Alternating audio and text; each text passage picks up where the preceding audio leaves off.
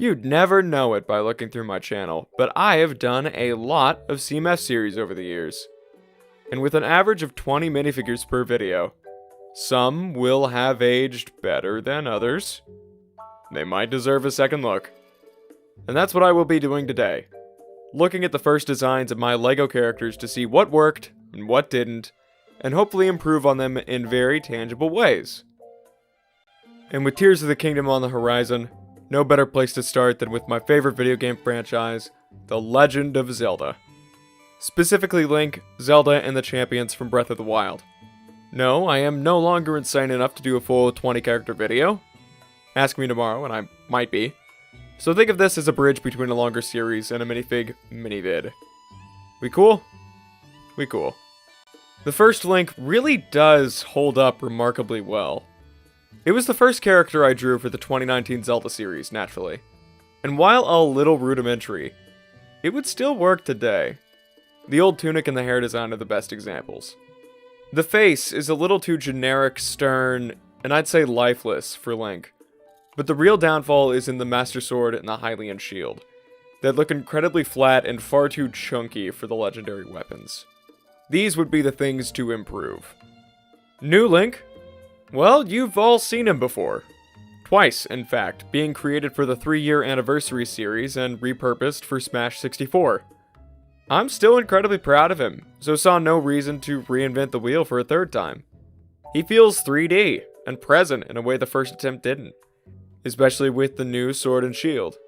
I'm still not 100% on the face, but you win some, you lose some. 2019 Zelda is a figure that I remained happy with for years after the first series, because I feel like every key detail was captured well.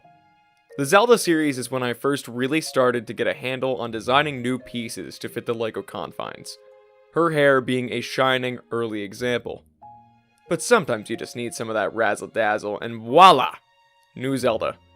Instantly soared to the top of the proudness list as soon as I hit save. For Zelda, the main area of improvement was just in spicing up any lacking portions of the original. And now she's just so darned cute. And she still is the frog from a very interesting cutscene. Starting with Mipha, the champions were initially tougher interpretations because of the less human aspects. The champions are incredible designs, but how do you translate Fish GF in a way that keeps her gentleness and poise? May sound like a weird thing to ask, but the design should always capture a part of the personality. So it's not just the look that's there, but also the look. You know? The first thing you'll notice with new Mipha is the updated color. In seeking to capture the personality, I chose a warmer red color than the previous that matched better with certain cutscenes.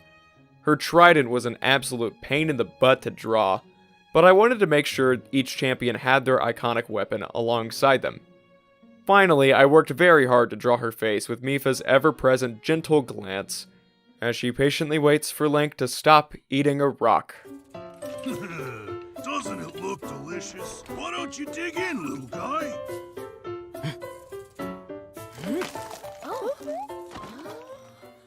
I've always hated Revali, and you can tell by the very first figure. He's the only one of the original champions who didn't get a new dedicated piece, and that was because it was the era where I tried to keep new pieces to a minimum. Realism, baby.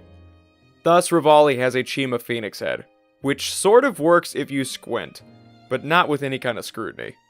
So even if I didn't like him, still wanted a semblance of fairness. New Revali, then, is all about style and flourish. His pose is wildly unrealistic and impossible, but in a drawing, gives him the necessary swoop for flight. Also, his face is a dedicated part, along with his wings and bow. I may not like him, but at least he looks like himself. Urbosa suffers a similar problem to Revali, in that it diminishes some of her absolute style.